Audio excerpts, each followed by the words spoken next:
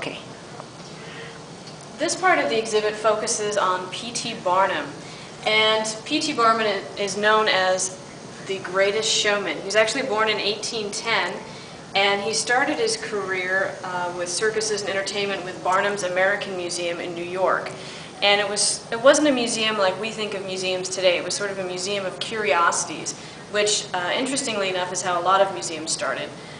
One of his displays was the famous Fiji mermaid, which was really just a monkey head with a fishtail glued to it. So a lot of his curiosities were hoaxes.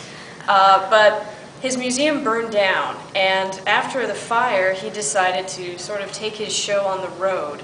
And in 1871, at the age of 61, he started his circus. And first he partnered with William Coop, and later with James Bailey, of course, from Barnum and Bailey fame.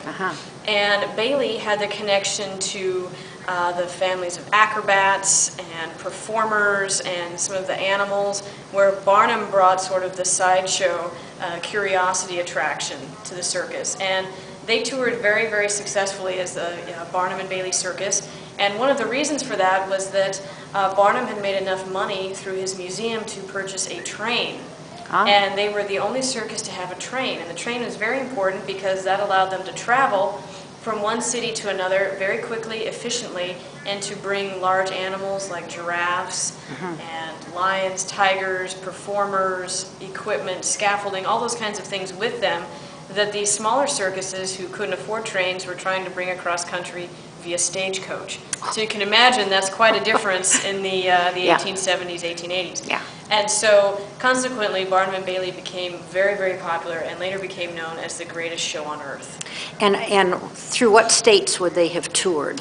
Largely they were on the East Coast. They did travel quite frequently into the Midwest. But not California or Not Oregon. really, not till later, Okay. because at that time there wasn't that much here, and without the Transcontinental Railroad, it was much more efficient to travel around the East Coast, to very well-populated areas. Wonderful. So P.T. Barnum is the focal point for this particular exhibit. Yes, and the reason behind that is that he was born in 1810, and this being 2010, it is his 200th birthday. Well, for heaven's sakes. Happy birthday then. Thank you. Thanks.